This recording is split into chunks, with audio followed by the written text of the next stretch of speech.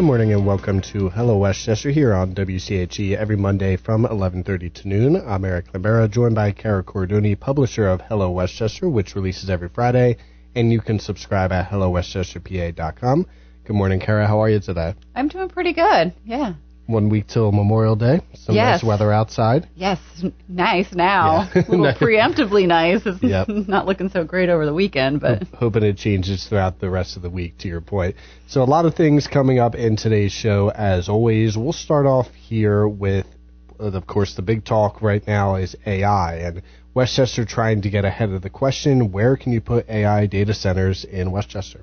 Yeah, so this topic started bubbling up real quick, and there's a couple of reasons for it. I think the gut reaction of most people is nowhere, but unfortunately that is not an option in Pennsylvania. So there's really a couple of reasons why it's become so urgent here in the Westchester borough, and I would think probably in the surrounding townships, although from what I can tell, no one else is taking it up just yet. But So there's two reasons for this. One of the reasons for the urgency, probably the biggest reason, is Pennsylvania law. So unlike most states, Pennsylvania requires that municipalities zone for everything.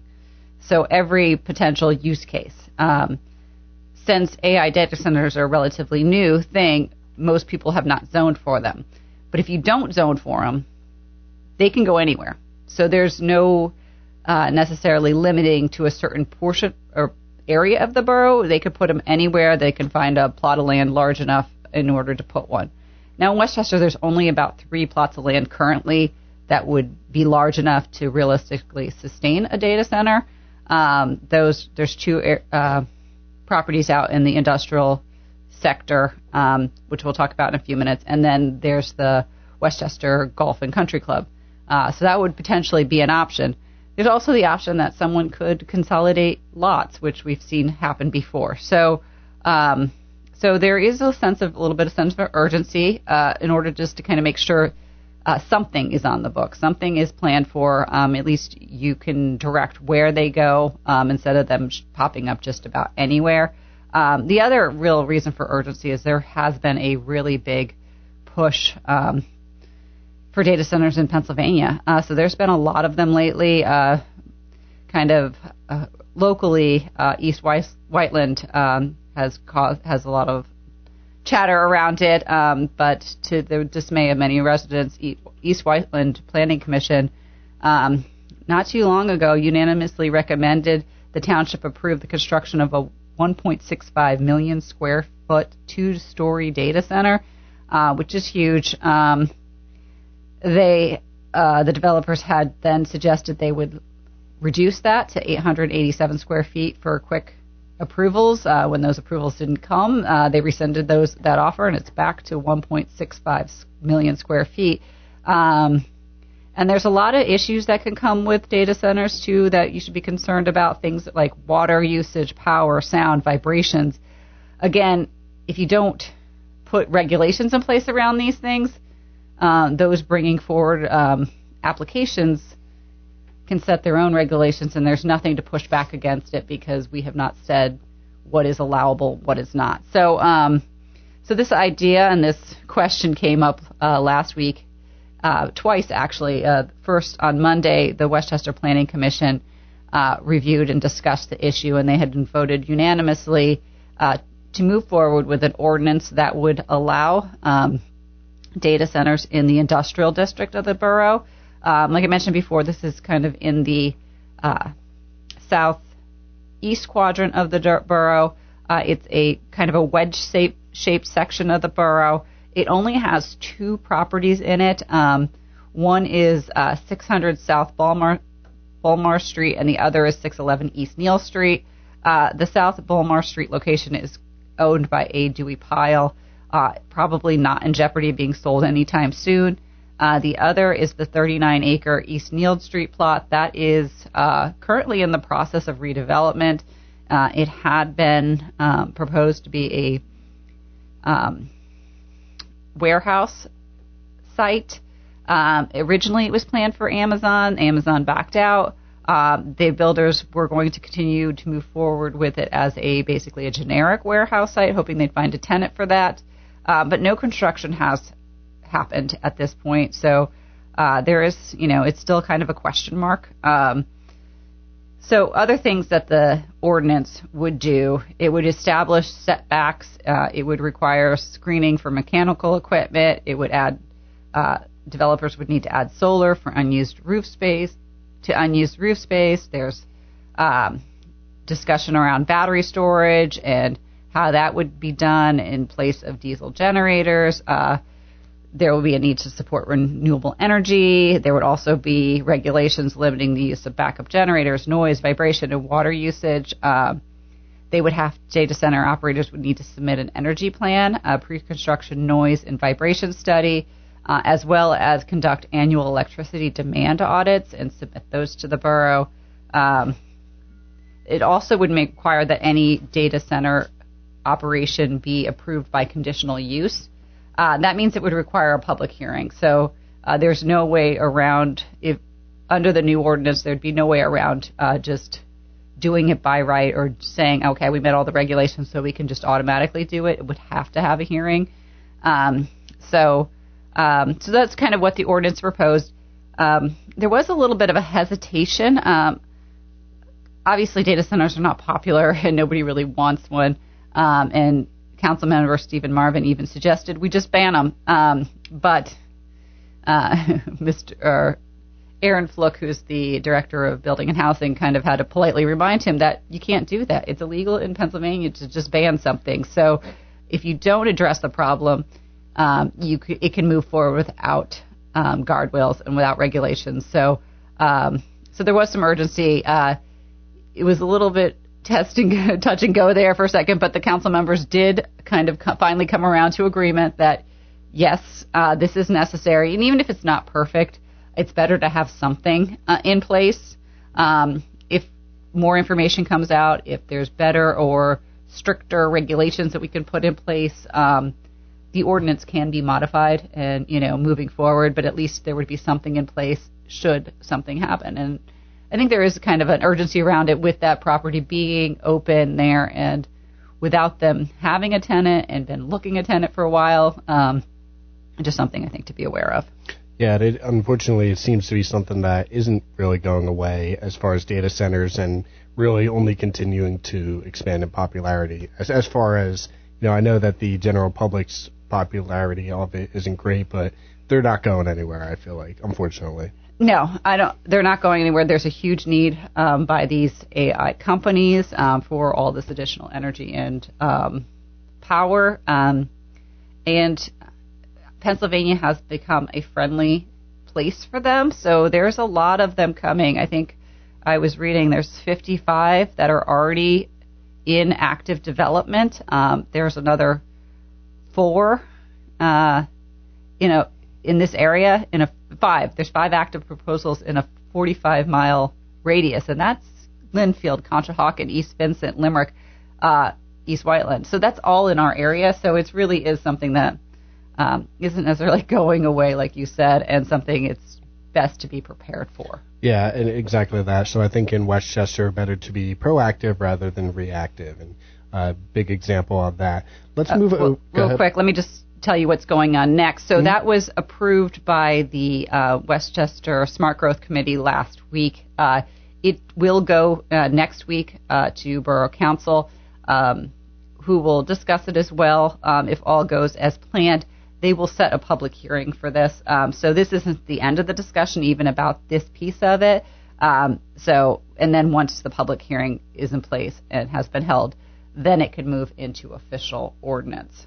So something to look at going forward. So that was a little bit on Westchester, the possibility of AI data centers. Let's move over to more parking changes coming to downtown Westchester. Yes, I know this is something that's going to make people happy. But yes, be prepared. There are more parking changes coming to downtown Westchester. 2 pieces, and we'll take them in 2 parts. We're going to start first with the end of Flowbird. That's disappointing to a lot of people. I know. There wasn't a whole lot of love for the bird, but Yes. So after a turbulent year, Westchester Parking Department is going to be saying goodbye to Flowbird app. This is starting on June 1st. Flowbird will no longer be accepted to pay for parking in Westchester lots, garages, or metered parking. Park Mobile will replace the Flowbird as the app of choice in the borough. This is being done, well, I guess maybe for two reasons. One is nobody really loved Flowbird. It had a lot of issues. A lot of people struggled with it. And secondly, or probably first on the list, Park Mobile's getting rid of it. So the owner of the Flowbird app is sunsetting it. So there will be no choice but to move to Flowbird or to Park Mobile. But that's not all bad. So one of the changes being implemented along with this is new signage. So there has also been a lot of criticism of the signage around these changes in downtown Westchester and how you could pay for them. So they are rolling out new signage, nice and clear of outlining what zone you're in, what the enforcement hours, how to pay for them. You can either pay by your license plate, you can use Text Park and pay that way. You don't need to download the Park Mobile app if you do not want to. You can even call. There's a phone number that Park Mobile monitors that you can just call and pay that way if you don't want to deal with apps or texting or any of that. There's also an option. There's also more kiosks. So that's another thing that the borough has been adding. And I think I talked to parking director Ramsey Reiner last week, and she was saying that they were finishing installation on the new ones last week, so they should be in place. So you can also pay at the kiosks, which are more widely available. So that's coming. Like I said, June 1st.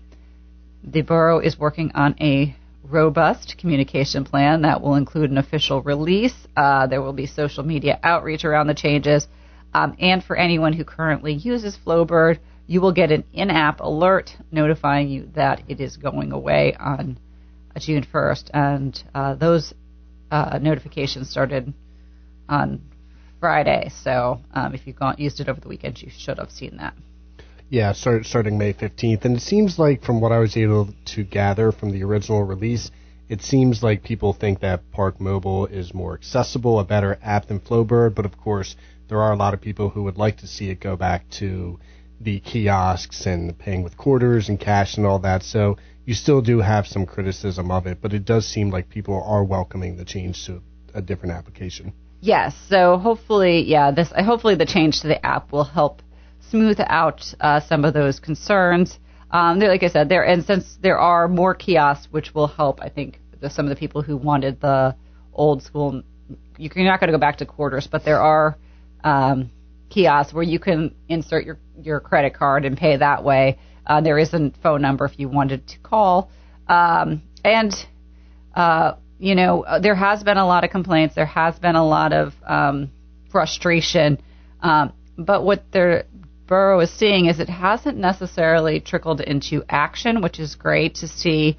If you look at the metered revenue for the first 4 months of this year compared to the first 4 months of last year, when metered parking was still a thing, the revenue has increased by $61,000 or a 9% increase. So it's not a huge jump, but it is steady growth and certainly not a loss. So I think some of the talk about people staying away from the borough because of the parking may just be frustration and not necessarily action. And hopefully, in time, those frustrations will be lessened and it'll be more easy. People have an easier time parking. But that was only change number one. So they still have change number two that they're moving forward with. This is the other change is they're going to be restricting downtown business or parking in the downtown business district to 3 hours, and in the Westchester University area to 4 hours. This is for metered parking. So this is another one that people are not super excited about, but just something to be aware of. So if you're going to park in metered parking and you think you're going to be downtown longer than 3 hours, you should, look for a garage or a parking lot, park there. So no, that's coming. Those changes have been put into an ordinance, which will be voted on soon. So just keep that in mind. 3 hours downtown, 4 hours by the university. If you're going to be longer, go to, look for the garages or the parking lots. Again, while there is, some concern about this from the public, Westchester Parking Department has done the research. They've looked at the data, and right now it shows that the average parker is staying for about 1.5 hours when they're downtown. So I know it's a concerning change for another change, but it does not seem like most people are going to be impacted by it. So for most trips anyway. So again, just something to keep in mind, be aware of. Well, I think you made a good point, too, about the parking garages, because there are a good amount of them in Westchester. You have the Chestnut Street, the one on High Street, the one by the Justice Center. And so if you do plan on staying for a good amount of time, just make sure to plan accordingly. Yeah, or the lots, too, or, there's various number of those, too, that you can use. Right, so a couple of changes coming to parking in downtown Westchester, and the Flowbird, the transition to Park Mobile, is going to be on Monday, June 1st, so make sure to plan accordingly. We are at 11:46. Let's take a quick break. On the other side, we'll have much more coming your way, so we'll be right back. Stay with us.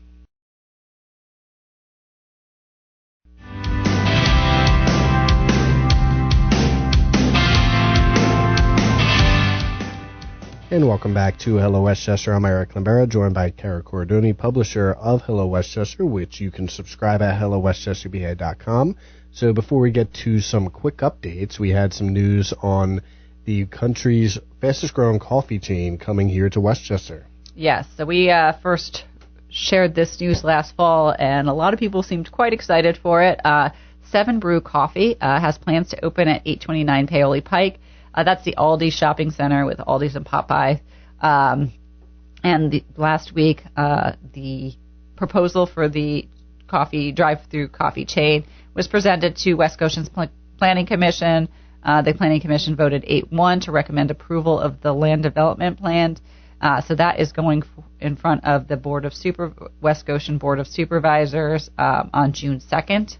The proposal calls for a 510 square foot drive-through only coffee shop operating hours of 5:30 a.m. to 10 p.m.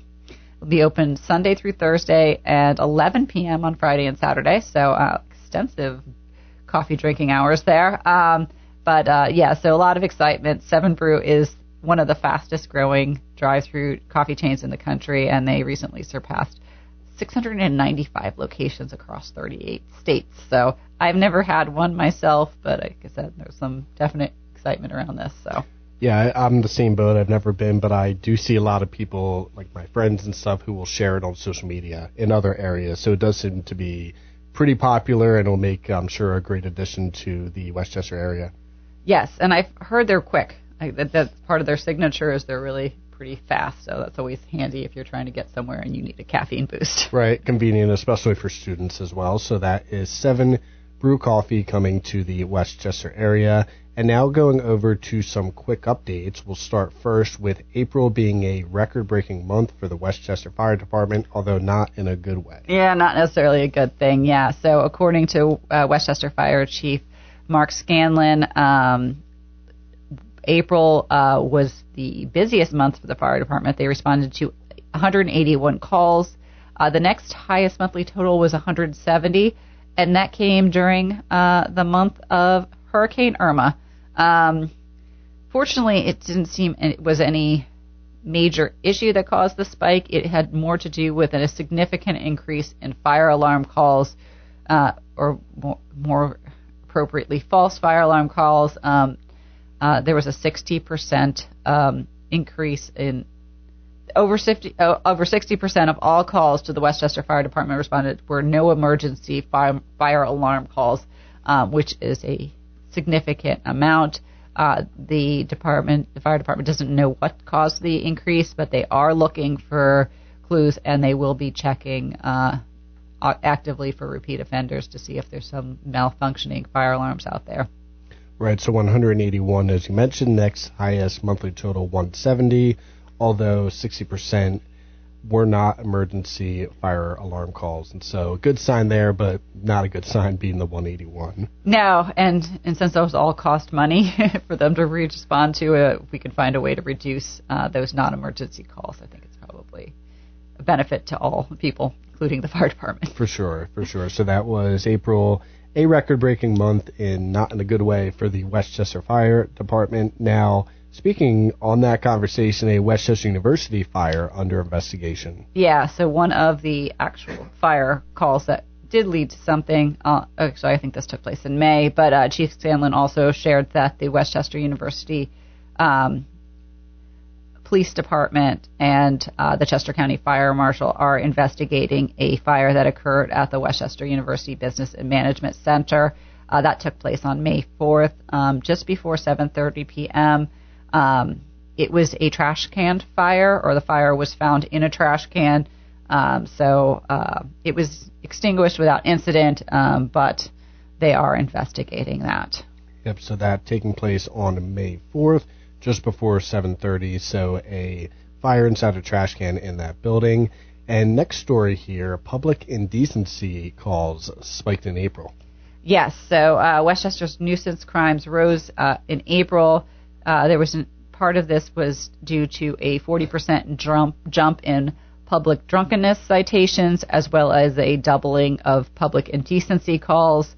Westchester Police Chief Joshua Lee says he's met with both private and citizens and community groups to discuss what else can be done to kind of help stem these incidents. He doesn't have any immediate solutions. He feels like the department's doing a fairly good job about it. But they have increased foot and bike patrols, particularly in the borough's southeast quadrant and downtown. But so far, they have not necessarily seen a corresponding increase in arrests. But the increased patrols will continue throughout the summer. Yep, so another statistical jump, but not in a good way as well. So let's go over next to, now we just talked about, of course, the fires. And as we know, there was a fire at the Airport Road Post Office a couple years back, and we have an update on that post office. Yes, so after nearly 2 years, we finally have an update at the airport, what's going to happen with the Airport Road Post Office. And it's, some good news. They are planning on rebuilding, so that is good. They're not going to fully rebuild.